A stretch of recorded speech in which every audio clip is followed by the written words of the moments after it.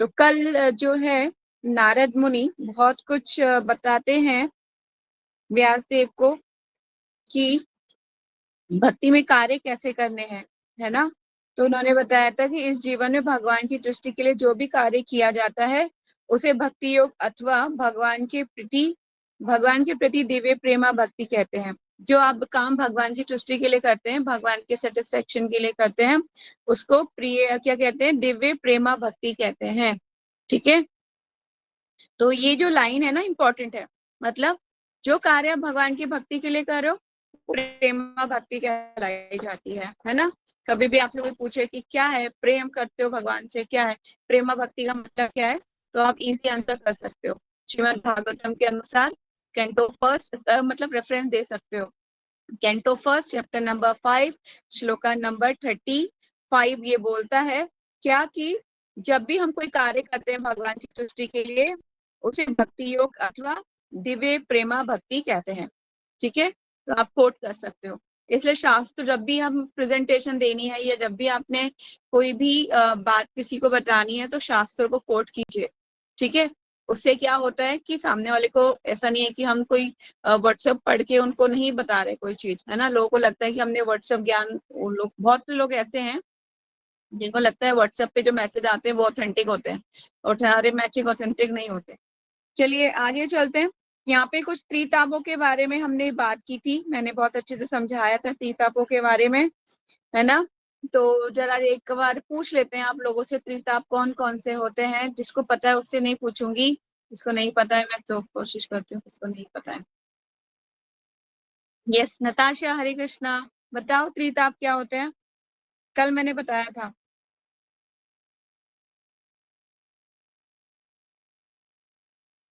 मुझे याद नहीं है, कल मैंने सुना नहीं था ना ढंग से, कल डिस्टर्ब हो रही थी मैं। त्रिताप, अच्छा। हाँ। लेकिन नोट्स बनाने के लिए बोला था मैंने त्रिताप के बारे में।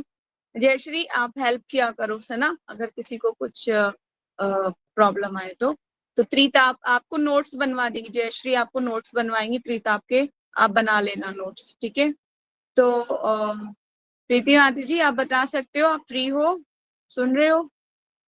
हरे कृष्णा।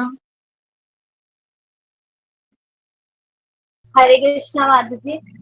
चीज आप पहले हमारे दैविक भौतिक, दैविक आध्यात्मिक और आदि दैविक, आदि भौतिक और आदि आध्यात्मिक का, हाँ ठीक है। तो अब इन आदि तीनों को समझाओ। आदि भौतिक और आदि तो आदि भौतिक, दैविक वो होते हैं जो हमारे भगवान। आदि दैविक मैंने माधु जी सिर्फ मैंने ना इनकी हेडलाइंस लिखी, उनके प्रॉपर वो थे ना, वो जल्दी जल्दी में लिखना रह गया था मेरा, तो प्रॉपर नहीं बता पाऊंगी। ओके आप लिख लेना, ठीक है, जयश्री आपको हेल्प करेगी। तो ईशा आप बताओगे। हरे कृष्णा।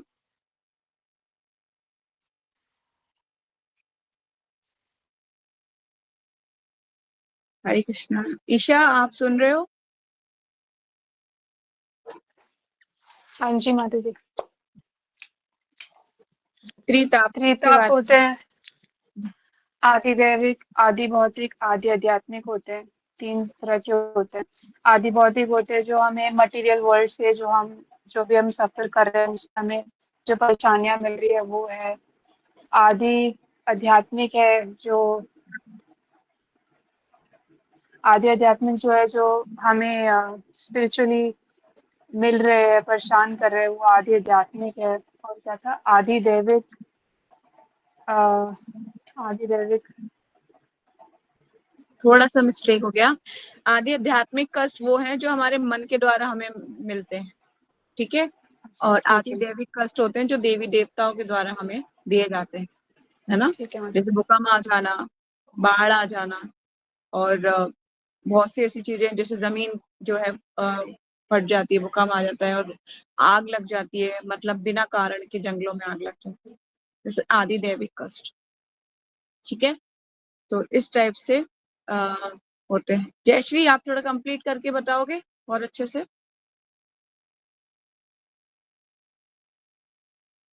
शॉर्ट में बताना है लेकिन, ठीक है।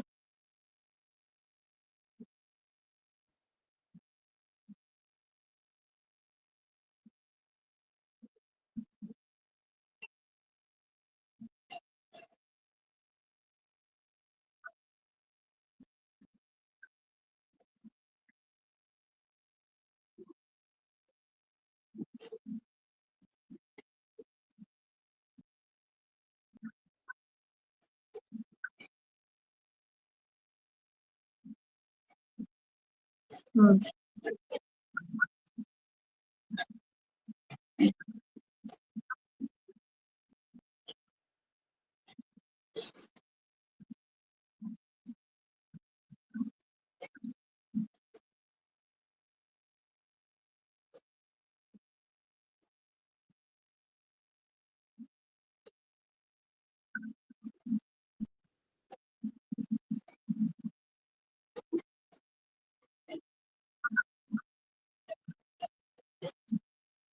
हम्म कोई भी चीज जिसमें मतलब हमारा बस नहीं चलता, वो नेचुरल क्लैमिटी में आता है।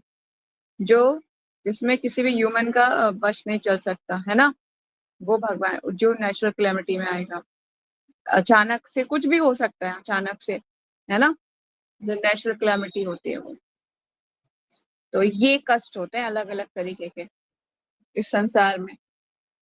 तो और हमने लास्ट श्लोकस में जो है भगवान के कुछ अवतारों के बारे में पढ़ा था। विस्तार अवतार थे वासुदेव, संकर्षण, प्रद्युम्न तथा अनिरुद्ध। और मैंने बोला था इनका आप नोट्स बनाइएगा, ठीक है। अब चलते हैं श्लोकास नंबर 38 की तरफ। ग्रंथराज श्रीमद् भागवतम की जय, जगत गुरु श्रील प्रभुपाद श्रील गुरुदेव की जय। तो शुरू करते हैं। इति मूर्ति अभिधानेन मंत्र मूर्तिम अमूर्तिकम यजेत यज्ञ पुरुषम सा सम्यक दर्शन पुमाना इति। इस प्रकार मूर्ति प्रतिरूप अभिधानेन शब्द या ध्वनि में मंत्र मूर्तिम दिव्य उच्चारण का स्वरूप अमूर्तिकम जिस भगवान जिसका कोई भौतिक रूप नहीं है, यजति पूजा करते हैं, यज्ञ विष्णु पुरुषम भगवान को, सावही समयस्क पूर्ण रूप से, दर्शन जिसने देखा है, पुमान व्यक्ति। इस प्रकार वास्तविक दृष्टा वही है जो दिव्य मंत्र मूर्ति श्री भगवान विष्णु की पूजा करता है, जिनका कोई भौतिक रूप नहीं होता, ठीक है। तो क्या बोल रहे हैं कि इस प्रकार वास्तविक दृष्टा वही है जो दिव्य मंत्र मूर्ति श्री भगवान विष्णु की पूजा करता है, जिनका कोई भौतिक रूप नहीं होता। तात्पर्य जगत गुरु श्रीला प्रभुपाद जी की जय। हमारी वर्तमान इंद्रियां भौतिक तत्वों से बनी है। हमारी सेंसेस कैसे बनी है? भौतिक तत्वों से। भौतिक तत्व कौन कौन से हैं?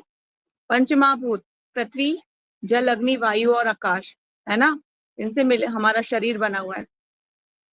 तो हमारी वर्तमान इंद्रियां भौतिक तत्वों की बनी है, अतः वे भगवान विष्णु के दिव्य रूप को ठीक से अनुभूति नहीं कर पाती।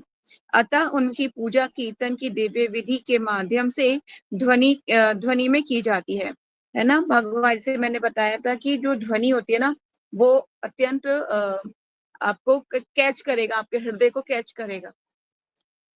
अतः जो वस्तु हमारी अपूर्ण इंद्रियों के क्षेत्र से बाहर है, उसे ध्वनि रूप के द्वारा भली भांति अनुभव किया जा सकता है, ठीक है। अब ध्वनि के द्वारा जैसे शंख की साउंड होती है ना, तो आपको पता चल जाता है शंख का बजाना का मतलब क्या होता है। सबको पता है, हम सब सनातन धर्म को फॉलो करते हैं ना, तो सबको शंख के बारे में आजकल तो मतलब मेरे ख्याल से जो मॉमडन्स होते हैं सबको पता होता है शंख क्यों बजाया जाता है ना, ये बेसिक थिंग है। तो ये ध्वनि के द्वारा हम अनुभव कर सकते हैं कि भगवान की जब शंख बज रहा है तो मतलब कि पूजा का आरती प्रारंभ हो रही है, ठीक है। आगे चलते हैं। यदि कोई दूर खड़ा ध्वनि उत्पन्न करे तो उसका यथार्थ अनुभव किया जा सकता है। मतलब कहीं दूर से साउंड आ रही है आपकी तरफ, तो आप समझ जाओगे कि वो जो साउंड है पूजा की शंख बज चुका है, आपको पता चल जाएगा।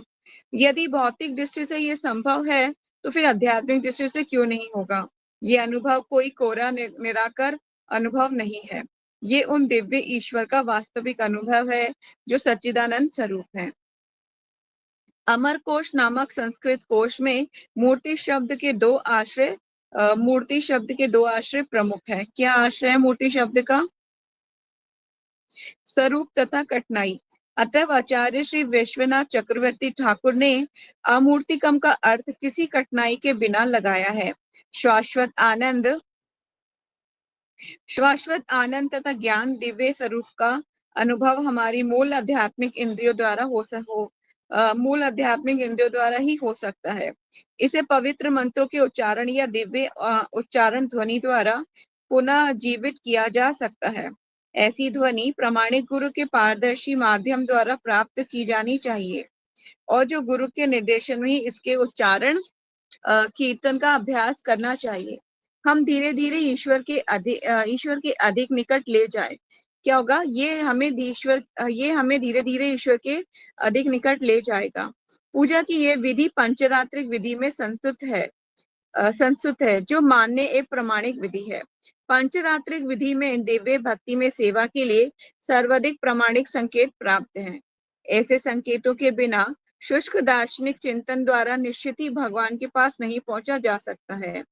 पंचरात्रिक विधि इस कले प्रधान युग के लिए व्यवहारिक उपयुक्त है।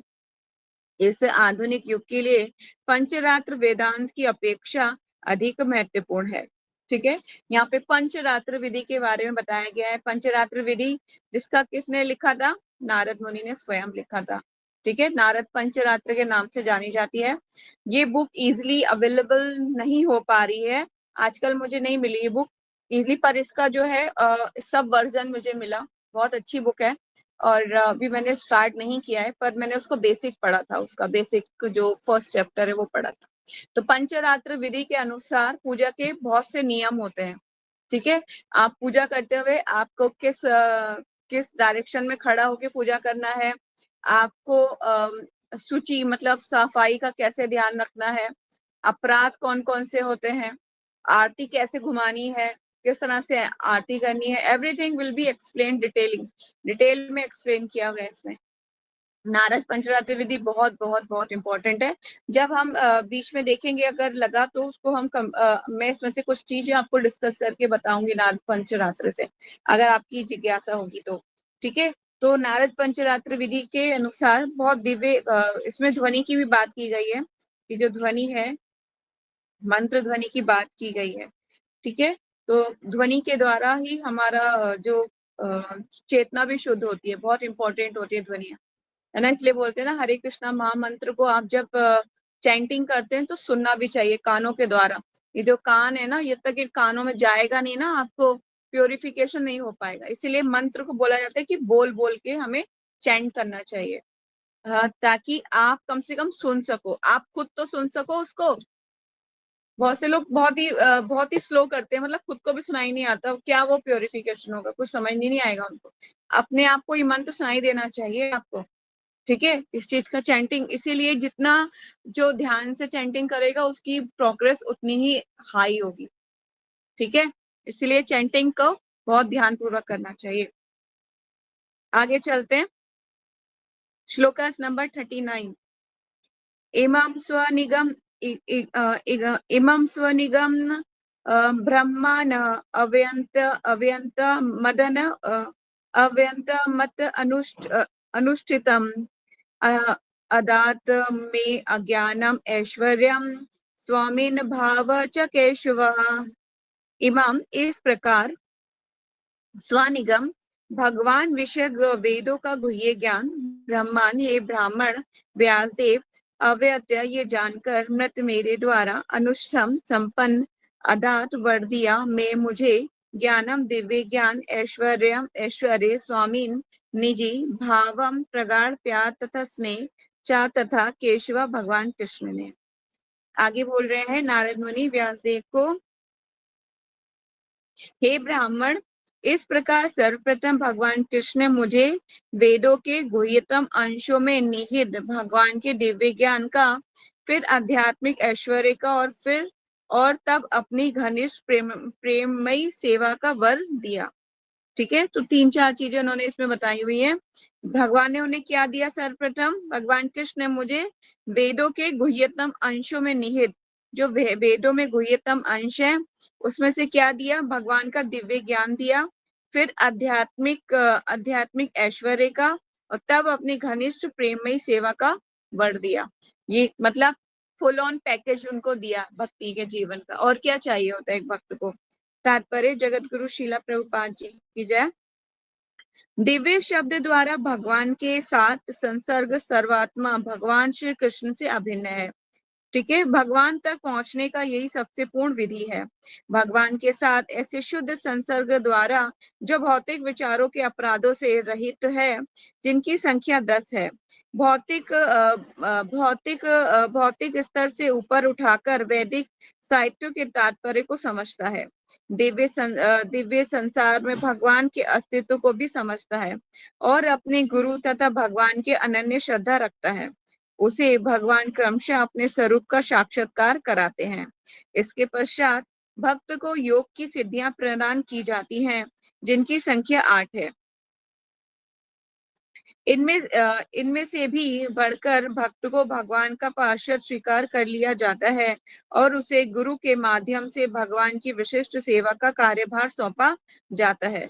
शुद्ध भक्त अपनी सुप्त योग सिद्धियों के प्रदर्शन की अपेक्षा भगवान की सेवा करने में अधिक रुचि रखता है। वो अपनी योग सिद्धियों को क्या करता है? योग सिद्धियों को कभी दिखाता नहीं है कि मेरे पास ये योग सिद्धि है, वो योग सिद्धि है ना, इस तरह से कभी कुछ नहीं दिखाता। श्री नारद ने इन सब का वर्णन अपने निजी अनुभव से किया है और मनुष्य को ये सारी सुविधाएं प्राप्त हो सकती हैं, जो श्री नारद को भगवान के शब्द प्रतिरूप के उच्चारण से प्राप्त हुई थी। इस दिव्य ध्वनि शब्दों के उच्चारण पर कोई प्रतिबंध नहीं है, बशर्ते कि इसे नारद के प्रतिनिधि से प्राप्त किया जाए, जो गुरु शिष्य परंपरा द्वारा पद्धति से चला आ रहा है। ठीक है, आपको ज्ञान प्रदान करेंगे कौन? गुरु ज्ञान प्रदान करेंगे, जो किससे आ रहे हैं? गुरु शिष्य परंपरा से आ रहे हैं। ये नहीं कि कोई भी उठ के आ गया, कोई भी जो है आपने टीवी खोला और संस्कार पे कोई भी महात्मा संत आपको वो देने लग गए, भागवतम पढ़ा रहे हैं। तो ऐसे नहीं, गुरु परंपरा चेक करनी है कि गुरु परंपरा से है या नहीं है। ठीक है, दिस इज वेरी इंपॉर्टेंट। और गुरु जब आपको हरि नाम देते हैं ना, जब मैंने पहले भी बताया, जब दीक्षा होती है हमारी, जहाँ हरि नाम दीक्षा होती है, तो उनको बोला जाता है कि अपना राइट तो जो कान है उसे खुला रखिए, लेफ्ट को बंद रखिए। यहाँ पे इसको बंद रखने के लिए बताया जाता है। राइट कान को खुला रखिए। और माताएं अगर पल्लू की हैं तो अपना पल्लू हटा लीजिए राइट कान से। तब गुरु बोलते हैं मंत्र, एक एक हरे कृष्णा महामंत्र, तब ध्यान पूर्वक सुनना होता है और उनके बाद रिपीट करना पड़ता है। जैसे हरे कृष्णा, तो फिर जो है जो डिसाइपल है वो फिर उसको रिपीट करता है। तो इसके द्वारा गुरु बोल रहे हैं और शिष्य ग्रहण कर रहा है। तो ध्वनि के माध्यम से हम हरि नाम दीक्षा संपन्न होती है, क्योंकि वो मंत्र कंधों के द्वारा ध्वनि के रूप में हमारे हृदय में उतरता है। तो ये प्रोसेस होता है। फिर हम उस मंत्र को ही चैंट करते हैं जो गुरु ने हमें प्रदान किया हुआ है। उससे पहले भी हरि नाम हम करते हैं, जो आप लोग भी कर रहे हो, उसके पहले भी हरि नाम किया जाता है, पर लेकिन गुरु के मुख से ग्रहण किया है ना आपने, तो आप इसीलिए आपकी हरि नाम दीक्षा कहलाई जाती है कि आप दीक्षित हो गए।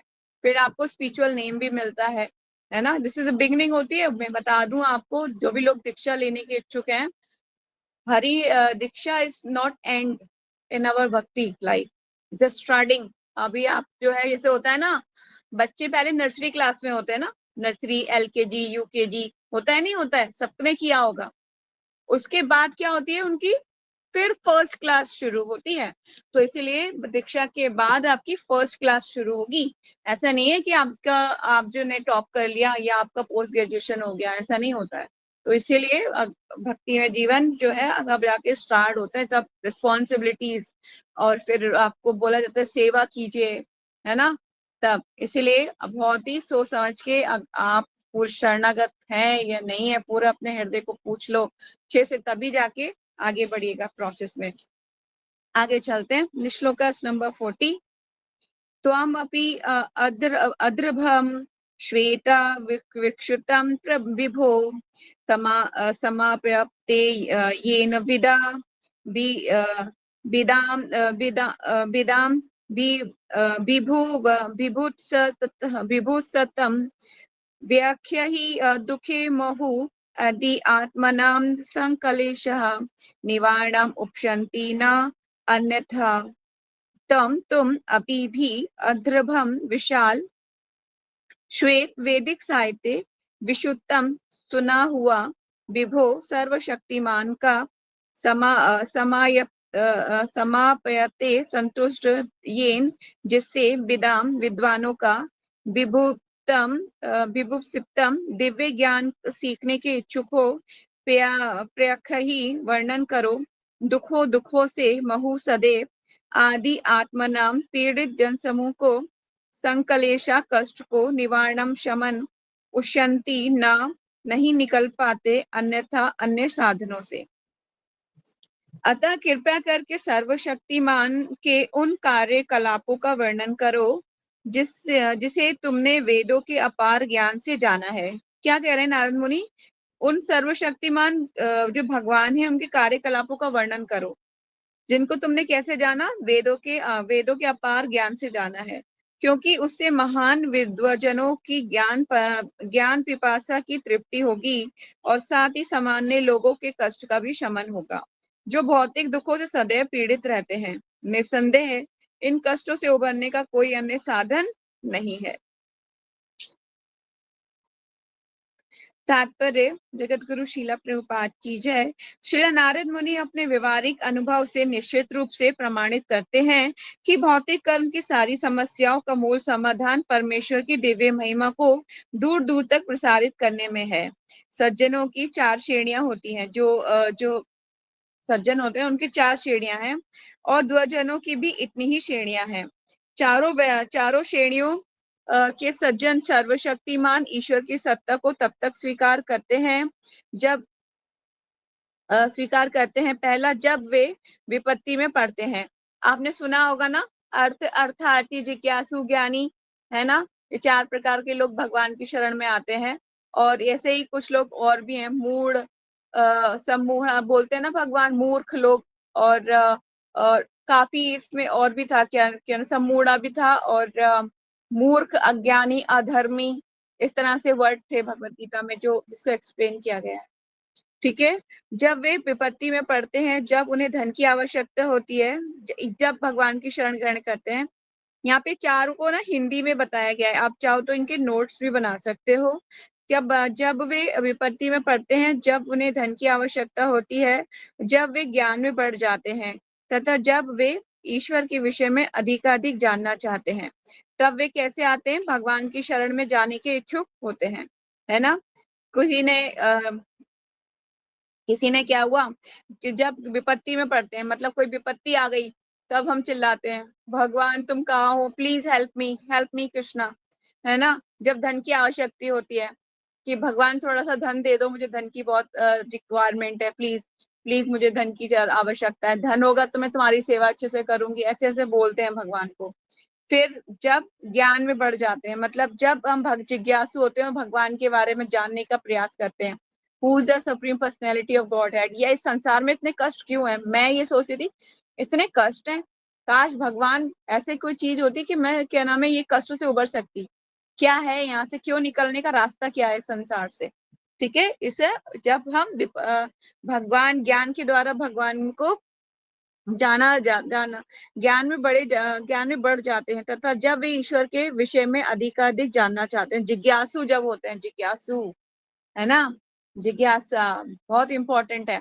जिज्ञासा कहते हैं कि जो जिज्ञासा करेगा, मतलब जो क्वेश्चनिंग करेगा ना, उसको समझ लीजिए उसको ज्यादा ज्ञान होगा, वो जल्दी से आगे बढ़ पाएगा। अतः वे अंत प्रेरणावश भगवान की शरण ग्रहण करते हैं। इस प्रकार नारद जी व्यासदेव को उपदेश देते हैं कि वे भगवान के दिव्य ज्ञान का प्रसार उस विशाल वैदिक ज्ञान के संदर्भ में करें जिन्हें उन्हें पहले से प्राप्त कर रखा है। जहाँ तक कि दुर्जनों का संबंध है, उनकी 4 श्रेणियां, दुर्जनों की भी 4 श्रेणियां हैं। ऊपर जो हमने पढ़ी थी वो सज्जनों की श्रेणी पढ़ी थी, है ना? 4 प्रकार के सज्जन होते हैं, 4 प्रकार के दुर्जन होते हैं। तो अभी हमने सज्जनों की श्रेणी पढ़ी थी जो मतलब भगवान की शरण ग्रहण करते हैं। तो आप जो इसके नोट्स बना लेना, ठीक है। तो 4 प्रकार के दुर्जन होते हैं। कौन से होते हैं दुर्जन? वे जो सहज रूप से प्रगतिशील सकाम कर्मों के प्रति आसक्त हैं और इस तरह उसके साथ जुड़े हुए अनेक कष्टों को भोगते रहते हैं। दूसरा, वे जो इंद्रिय तृप्ति के गृहित कार्यों में लगे रहते हैं, मतलब इंद्रिय तृप्तियों के लिए सारे कार्य करते हैं और इस तरह परिणाम को भोगते हैं। और तीसरा, वे जो भौतिक रूप से ज्ञान में अत्यंत समृद्ध हैं, लेकिन सर्वशक्तिमान भगवान की सत्ता को स्वीकार करने की मति न होने के कारण कष्ट पाते हैं। उन्हें लगता है कृष्णा सुप्रीम पर्सनैलिटी हो ही नहीं सकते, शिव जी हैं, मैं तो शिव जी को मानता हूँ, शिव पुराण में लिखा हुआ है, और क्या चाहिए आपको? ऐसे लोग आर्गुमेंट करते हैं। शिव पुराण में लिखा हुआ है जो शिव जी है वो ही पूर्ण है। एक शिवलिंग था जिसमें वो उसका आर पार ना क्या नाम है, ब्रह्मा जी नहीं पा पाए, है ना, कोई नहीं पा पाया, शिव जी ही महान है। ऐसा होता है नहीं होता है? बोलते हैं ना लोग, प्रमाण भी देते हैं, शिव पुराण में लिखा है जी, शिव पुराण में लिखा है। उनको मूर्खों को नहीं पता कि जो पुराण है 18 पुराण है और 18 पुराणों को अलग अलग हिसाब से लिखाया गया है ना। जिस तरह से मैंने बताया था कि कुछ रजोगुणी पुराण है, कुछ तमोगुणी पुराण है ना, और कुछ सतोगुणी पुराण है। तो उस तरह से तो जब उन पुराणों में को लिखा गया है तो वो उन लोगों के हिसाब से लिखा गया है। जैसे कि मेडिसिन है ना, जैसे लोग बीमार होते हैं तो उसके हिसाब से उनकी मेडिसिन होती है ना। ऐसा तो नहीं लिखा होता है इसमें उस मेडिसिन पे कि ये टेम्पररी रिलीफ देगी आपको, फिर आप असली मेडिसिन को ढूंढने चलोगे, है ना। तो इसी तरह से अलग अलग पुराणों में अलग अलग हिसाब से सबको उस मतलब कि जैसे देवी भागवत पढ़ोगे आप, देवी सप्तशती पढ़ोगे, उसमें देवी माँ को बताया गया है कि यही सृष्टि की आदि उद्गम है ना, वहां पर ये बताया गया है। आप शिव पुराण पढ़ोगे, वहां शिव जी हैं। इस तरह से अलग अलग अवसर इसमें सतोगुण पुराण पढ़ोगे भागवतम, वहां पे स्वयं बताया गया कि मूल जो वृक्ष है और उस वृक्ष के जो तना है वो भगवान स्वयं है, और जो उसकी पत्तियां हैं वो सारे देवी देवता हैं। ठीक है, वहां पे स्पष्ट रूप से बताया गया है। और जो व्यास देव है वो स्वयं ये बताते हैं कि जो अलग अलग पुराण है, अलग अलग पुराणों की रचना किस तरह से हुई है। ठीक है, तो आगे चलते हैं। तो 4 प्रकार की श्रेणियां मैंने पढ़ी, तो लास्ट में एक बार जो लास्ट वाला है थर्ड में एक बार और पढ़ देती हूँ। जो इंद्रिय तुष्टि के लिए गृहित कार्य में लगे रहते हैं, इस तरह परिणाम को भोगते हैं। तीसरा नंबर, वे जो भौतिक रूप से ज्ञान में अत्यंत समृद्ध हैं, लेकिन सर्वशक्तिमान भगवान की सत्ता को स्वीकार करने की मति न होने के कारण कष्ट पाते हैं। तथा चौथा, वे लोग जो नास्तिक कहलाते हैं और जानबूझकर भगवान के नाम से घृणा करते हैं, भले ही वे सदा संकट में क्यों न रहें। मतलब नास्तिक होते हैं, वो नहीं कहते कि मैं भगवान को नहीं मानता, है ना, और सदैव कष्ट में रहते हैं, सदैव कष्ट में पड़े रहना उन्हें पसंद है, और भगवान का नाम नहीं निकालना चाहते अपनी जुबान से कभी भी। एक प्रभुपाद जी का एक कोटेशन प्रभुपाद जी ने अपने लेक्चर्स में भी कई बार दिया है और स्मॉल बुक्स में भी दिया है। एक ओल्ड लेडी थी जिसका हस्बैंड मरने वाला था, तो वो अपने हस्बैंड को बोली थी चैंट चैंट चैंट, पर हस्बैंड उसका बोला था कांट कांट कांट, मतलब कि वो उसके पास कांट कांट कहने की मतलब नहीं नहीं कहने की उसके पास एनर्जी है, पर उसको चैंट चैंट भगवान का नाम लेने की इच्छा नहीं है। मतलब कहने का मतलब ये कि कुछ लोग को आप हरे कृष्णा बोलोगे ना, वो आपको पलट के हरे कृष्णा भी नहीं बोल पाते। क्यों? स्वीकृतियां नहीं है अभी उनके पास। अभी उनके पास अच्छे जो स्वीकृतियां होती है ना, अच्छा भी अकाउंट में, उनके अकाउंट में अभी आया नहीं है, अभी स्वीकृतियां इकट्ठी नहीं हुई है, इसलिए हरे कृष्णा लोग इजिली नहीं बोल पाते। बहुत रेयर बहुत रेयर होता है जो बोल पाए, है ना। मतलब चुप हो जाएंगे लोग, देख के मुंह फेर लेंगे, लेकिन नहीं निकल पाता, वो नास्तिक लोग।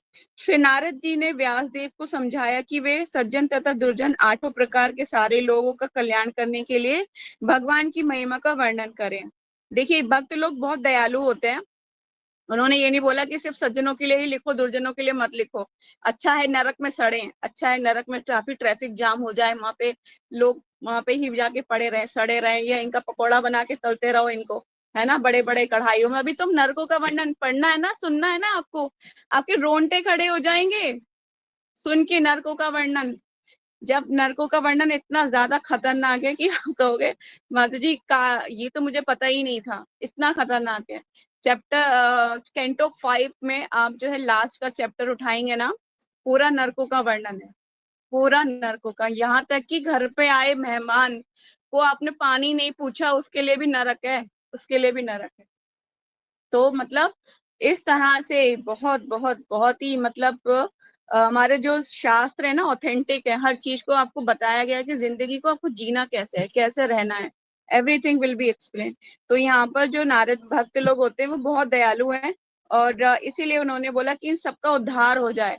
लेकिन शास्त्र लिखने के बाद भी, इतना कुछ बताने के बाद, समझाने के बाद, प्रचार होने के बाद, कितने % लोग हैं जो भगवान के शरणागत हो पाते हैं? बहुत कम, बहुत कम, है ना। तो बोले हैं कि श्री नारद ने व्यासदेव को समझाया कि वे सज्जन तथा दुर्जन 8 प्रकार के सारे लोगों का कल्याण करने के लिए भगवान की महिमा का वर्णन करें। अतः श्रीमद् भागवतम इन्हीं विशेष श्रेणी तथा संप्रदाय के लोगों के निमित्त नहीं है। ये तो उस सत्यनिष्ठ व्यक्ति के लिए है जो सचमुच अपने कल्याण तथा मन की शांति का इच्छुक हो। ठीक है, तो हम बुक डिस्ट्रीब्यूशन करने जाते हैं, है ना, बुक डिस्ट्रीब्यूशन करने जाते हैं, कितने लोग हैं जो बुक्स लेते हैं? कितने लोग हैं?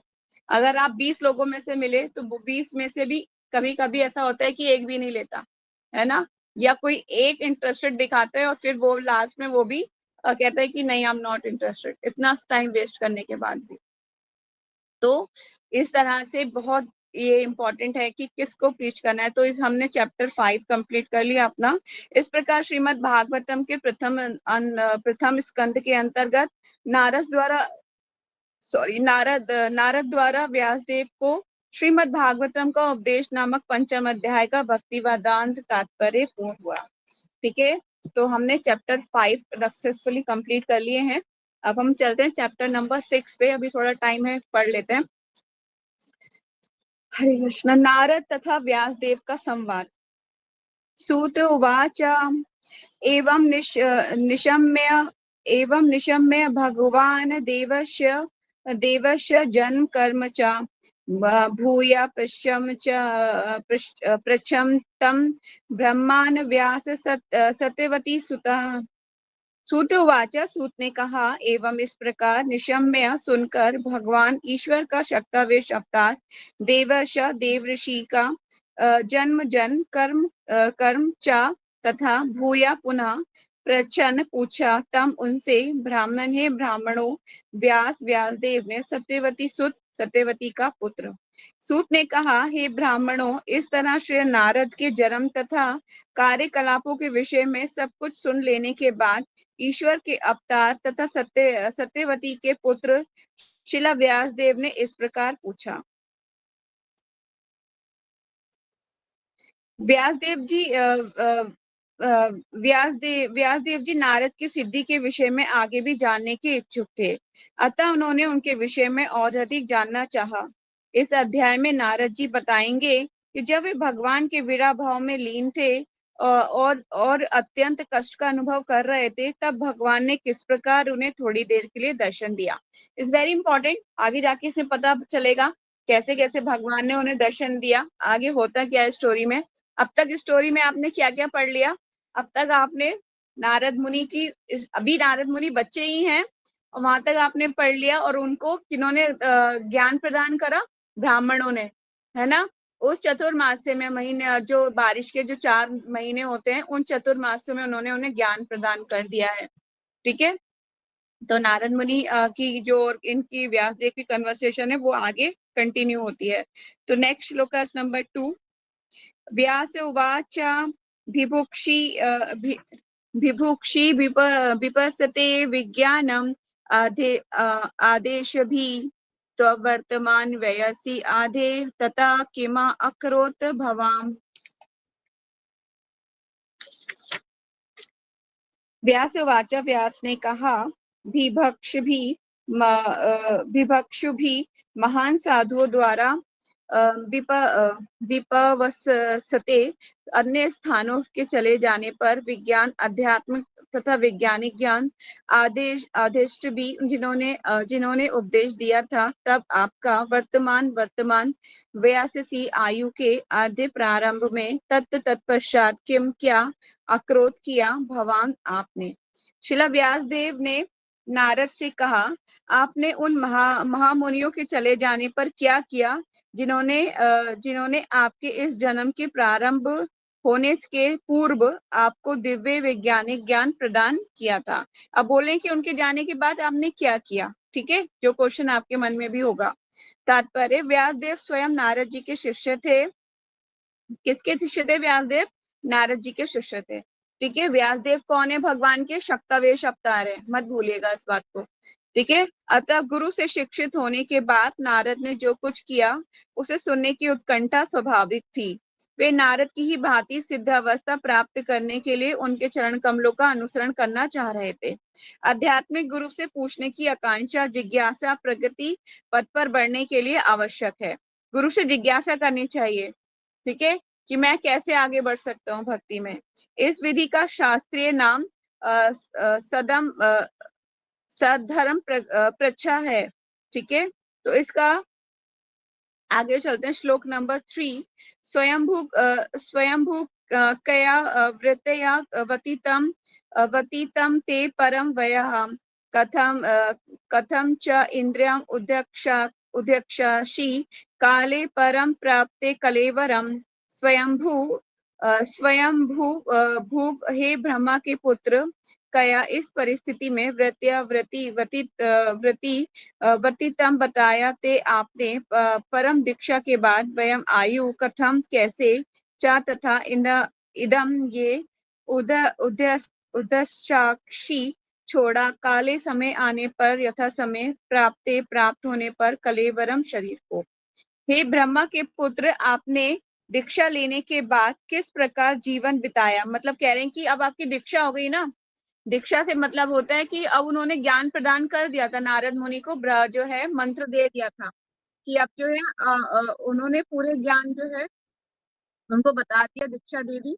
और अब पूछ रहे हैं व्यासदेव, ब्रह्मा के पुत्र, आपने दीक्षा लेने के बाद किस प्रकार जीवन बिताया? कह रहे हैं कि आपने जीवन किस प्रकार बताया और यथा समय आपने पुराने शरीर को त्याग कर आपका जो पुराना शरीर था उसको त्याग कर आपने ये शरीर कैसे प्राप्त किया? मतलब वर्तमान शरीर, वो अपने पूर्व जन्मों की कहानी बता रहे हैं नारद मुनि, ये नहीं कि वो उसी जन्म की कहानी बता रहे हैं।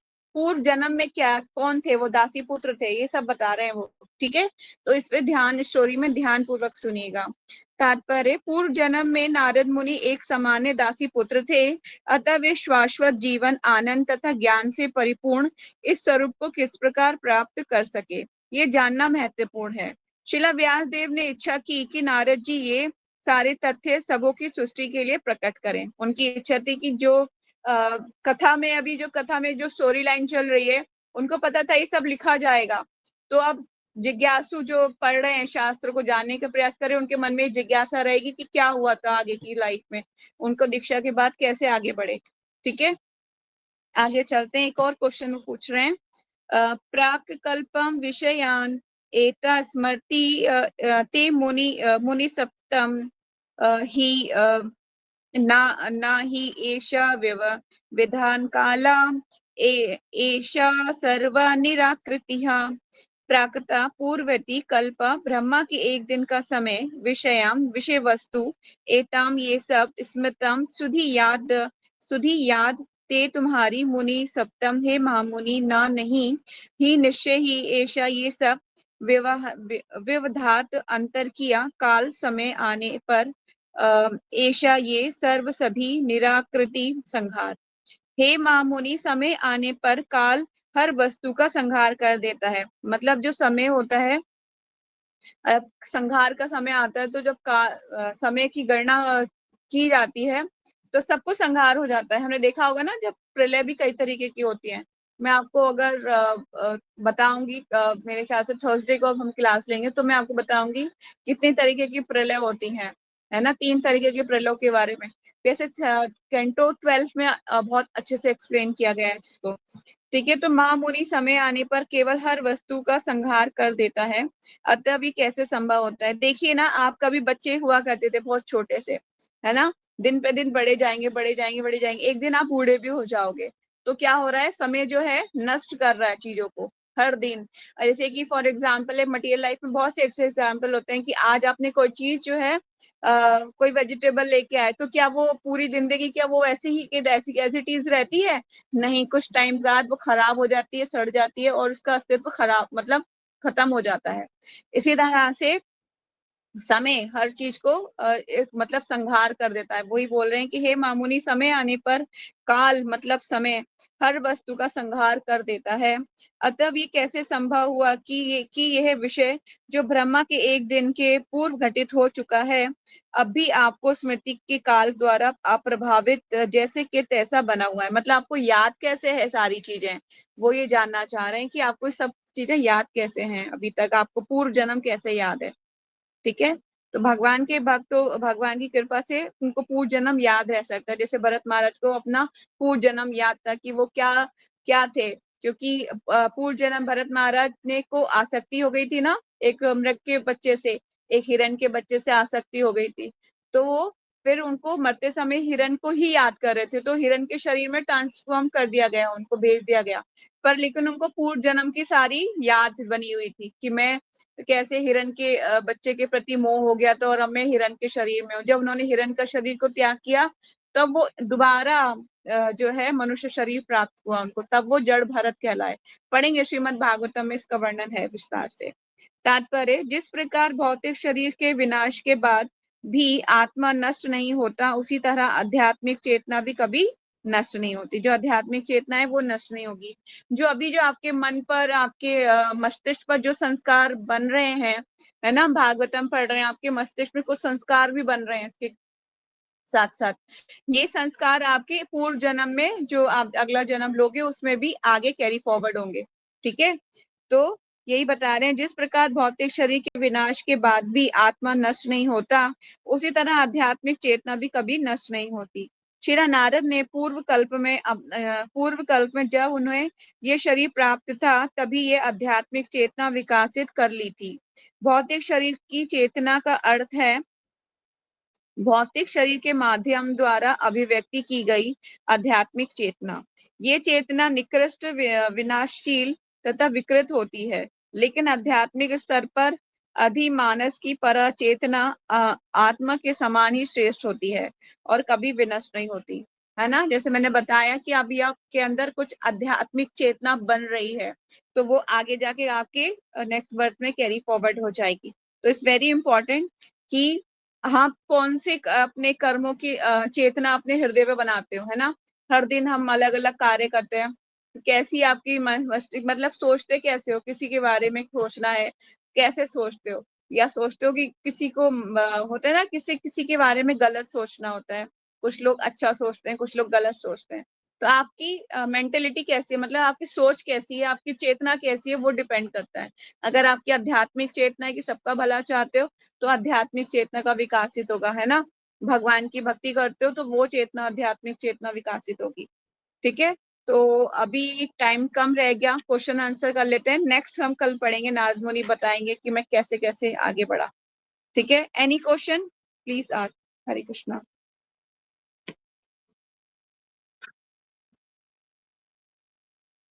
हरे कृष्णा।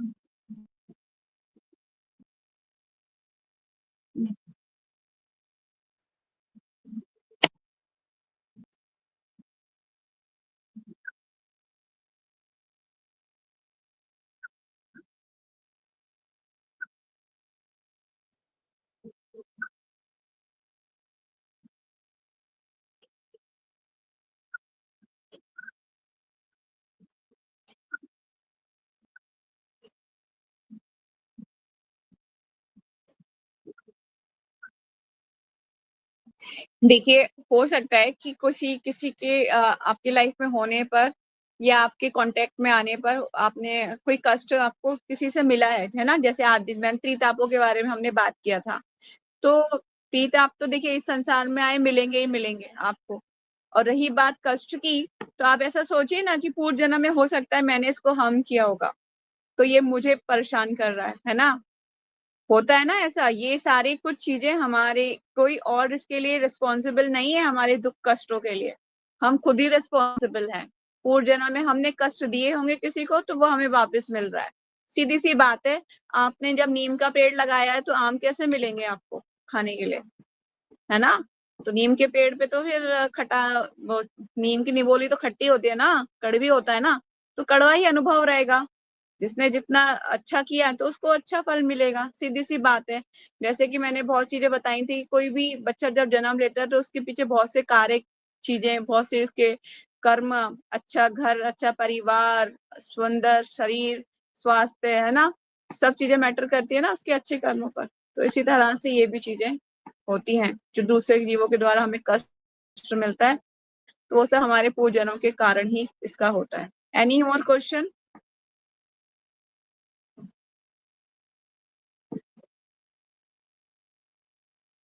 प्रीति भाती जी, आपका कोई क्वेश्चन है?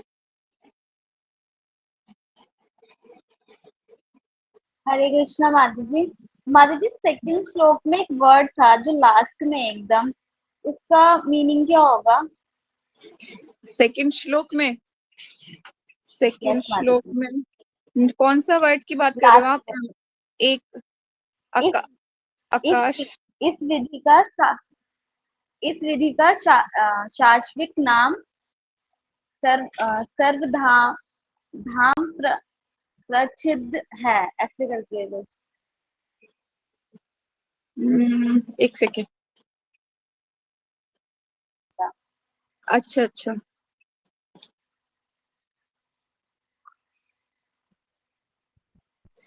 सधर्म प्रक्षा है, सधर्म प्रक्षा, यस यस माता जी। सधर्म प्रक्षा। मतलब अपने गुरु से अगर आप जिज्ञासा करते हैं तो उसको क्या कहते हैं? सधर्म प्रक्षा कहते हैं, पूछना, जिज्ञासा करना। ठीक है, गुरु से जो जिज्ञासा की जाती है उसे सधर्म प्रक्षा कहते हैं। ठीक है। ऊपर लिखा हुआ है। ओ,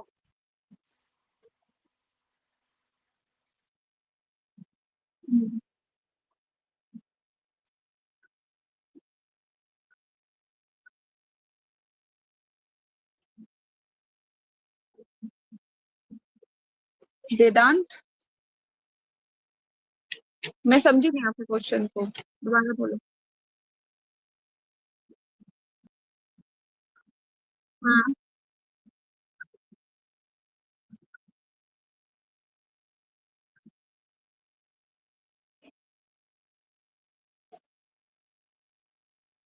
कहाँ पर लिखा था? सेकंड है, फर्स्ट पैराग्राफ?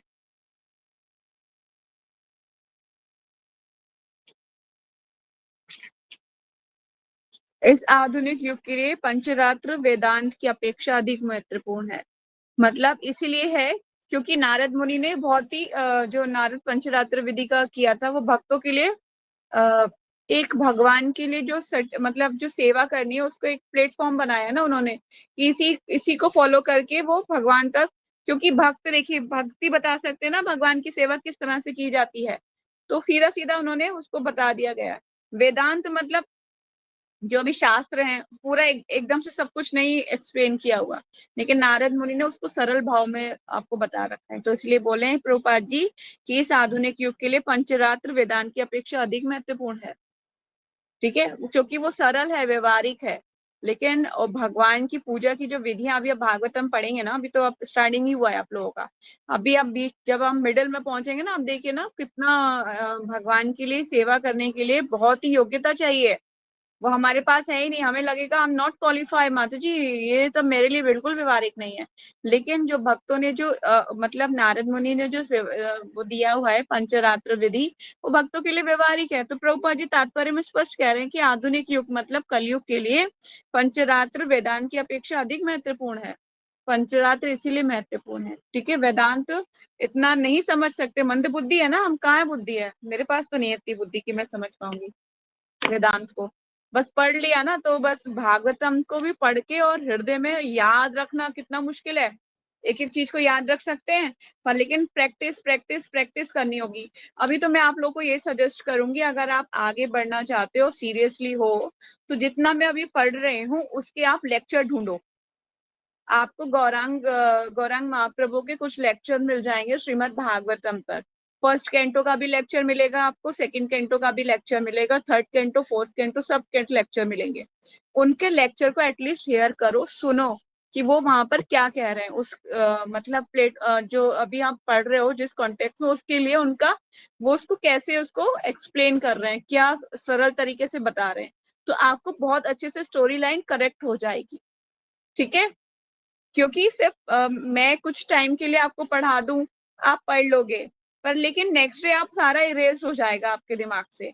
लेकिन अगर नेक्स्ट डे आपने फिर से रिवीजन किया तो आपके सबकॉन्शियस माइंड में फिक्स हो जाएगा, तो आप हमेशा याद रख पाओगे। मैंने ये प्रैक्टिस किया हुआ है, दिस वाई मुझे थोड़ी थोड़ी स्टोरीज रिमाइंड है।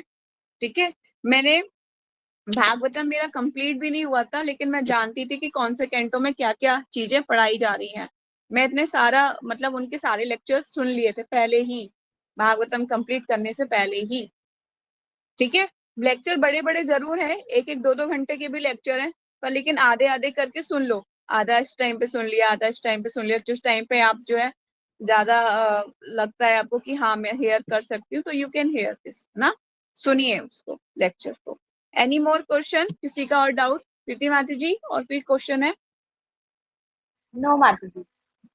ओके, नताशा, कोई डाउट, कोई क्वेश्चन?